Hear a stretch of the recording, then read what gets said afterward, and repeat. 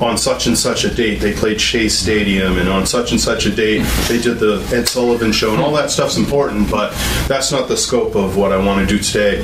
Really, I want to touch upon the guitar styles of the Beatles, the songwriting styles of the Beatles, and how can we learn from the Beatles to put some of our own songs together. So I wanted to, good. I wanted to ask a question. I know everyone has guitars.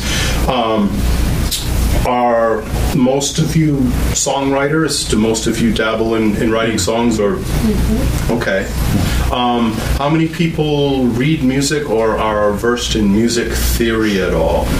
That know what a scale is, or what a, for instance, what harmony means, or something like that. A little bit, a lot. Yeah, fair amount. I'm not. Okay, good. Because I don't want to talk down to anybody. I don't want to make it, too elementary schoolish. Nor do I want to be like a college professor and talk way up there either. So I just wanted to get a sense of where we are. First of all, if Christina, you wouldn't mind, I have some handouts here. These are for everyone to keep. We need, figure out how many we need, I guess. What you're going to see on these handouts are a couple of Beatles songs to kick it off. You're going to see some pieces of Beatles songs, maybe not, all the verses and choruses and bridges and solos, but, I didn't want to violate copyright laws. I wanted to keep it, short and sweet, so sometimes you'll get just very basic chord progressions. There's one page that we'll see later that has a bit of tab on it. It's just one measure. It's the first measure of Across the Universe, just so we can learn a little bit about that. But other than that, it's going to be chord names. So if I were to ask people to play, say, an A minor chord, is there anyone that would have a tough time? Okay, I'll show you real quick. And this is just going to be a put your finger here and put your finger there kind of deal. But we have our index finger on the good. And then we have our third finger, our ring finger. See how it's on the G string?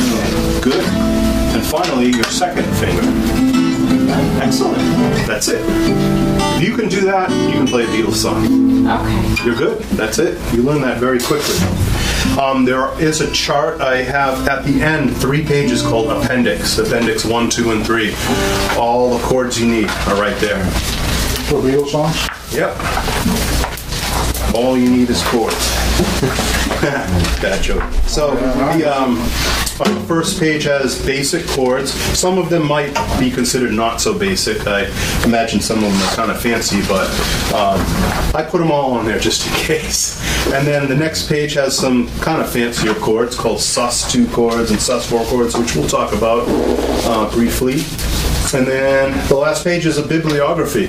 Just really good books and websites to check out. And some of those books are the ones you'll get the real sheet music from if you're interested in accurate Beatles tabs, or you want to see the exact vocal harmonies that John and Paul and sometimes George did together. There's lists on that bibliography of some of those kind of books. And then general history books, about the Beatles that I've come across, and really useful stuff. And then there's websites. There's one website in particular that is by this Alan Pollock guy, and it's for eggheads. It's definitely for music theory oriented people that really want to dive in and analyze the songs. And he's analyzed every single Beatles song, and it's just amazing. But hopefully you all can visit that and see for yourselves whether it's useful to you. We'll do a little bit of that today. And as I get a sense more of who we are here and what kind of angle we want to take it, I'll tailor it toward the people here rather than I don't have a preset, I'm going to have to talk about this and I have to talk about that. I'm flexible if people have questions and want to explore one aspect more than others. So to kick it off, I just wanted to say what a big subject it is, and really this could be, many college courses that you could spend studying different aspects of the Beatles. It's not just, music and lyrics and notes and chords, but it's a whole big social phenomena. It's historical phenomena. So you could even get into that aspect, but we're not going to do that today. I'm not going to bore you with a lecture on all that stuff. But you know where to go if you need more information. There's lots of great books and lots of great movies about this. Well, one thing they really did was they stretched the pop song.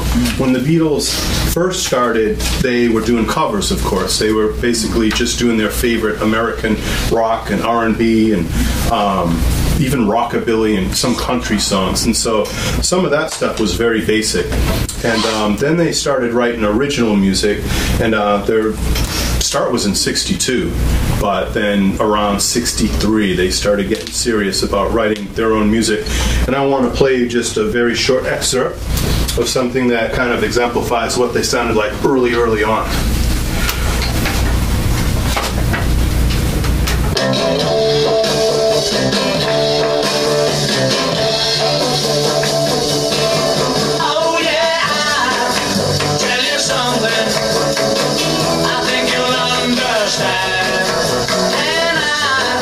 Say that something.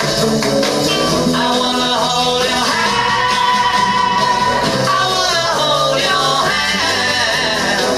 I wanna hold your hand. So there's a verse and a chorus of I Wanna Hold Your Hand, one of their first really big hits. And notice how it didn't have a whole lot of chords in it. It didn't have a very complicated beat. In fact, the beat was incredibly simple. And you could hear that they had the hand claps going, that really catchy. That was George Martin's idea, their producer. And that sort of thing really caught on with teenagers of the time in England, and then Germany when they played, they did a club in Germany a lot, and then eventually America when they conquered America. But contrast that, what you just heard, keep that in your ear for a second, contrast that with this. Oh, yeah. Mellotron. Exactly, Mellotron flute.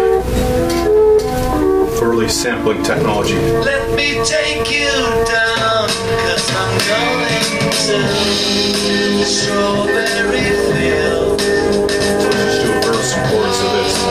Nothing is real, and nothing to get hung about. Strawberry fields forever. Pretty different. And so they started in '62, they ended in '70, so roughly 8 years, give or take.